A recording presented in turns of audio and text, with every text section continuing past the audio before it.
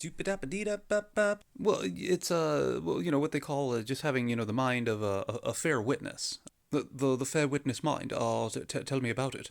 Well, the mind of a fair witness is one that just kind of doesn't make assumptions or kind of jump to conclusions. In Stranger in a Strange Land, Jubal asks his assistant, who's a fair witness.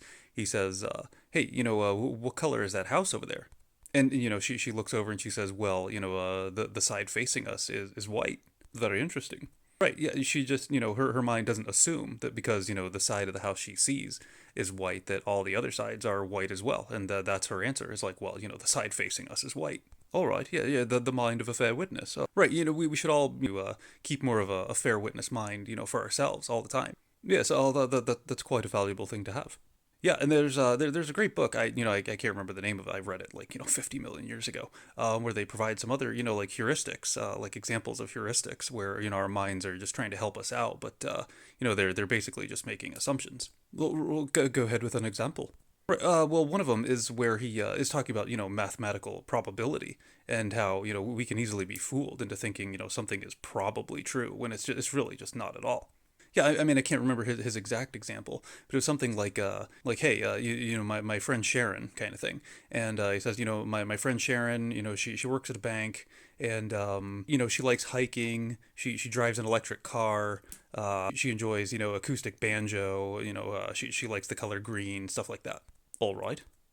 Right, and then he says, "Okay, now answer this question. Is it more probable that Sharon is a banker, or that Sharon is a banker and an environmentalist?" Oh, I see where this is going.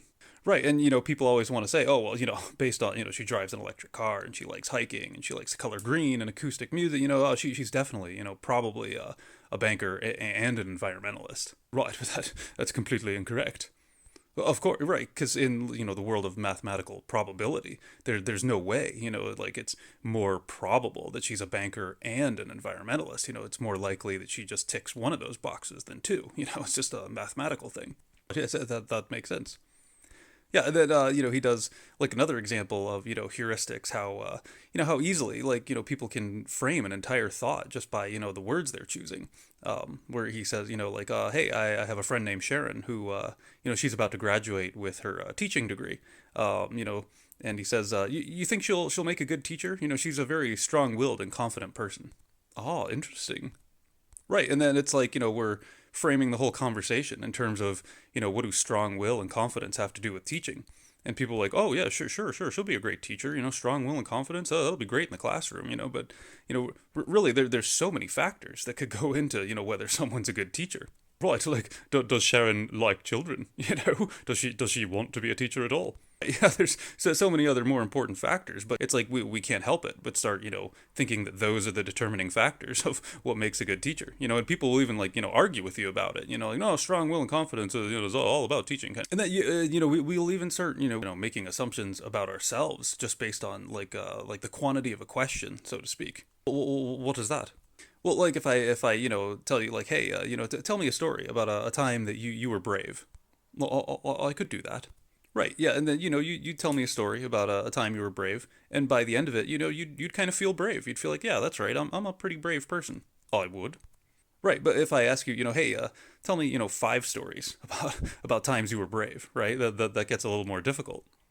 Right, yes, I perhaps only have 1 or 2 stories. Right. Yeah. So maybe tell the first one. Maybe you've got a second story.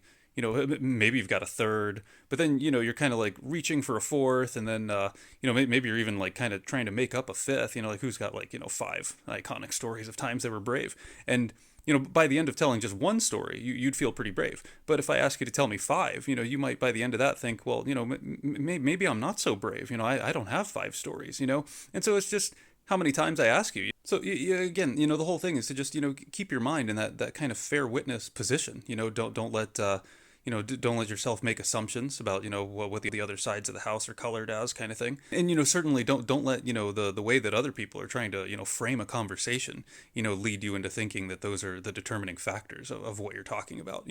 Just hey, the side that I see is white, and go from there. Keep your mind in that fair witness state.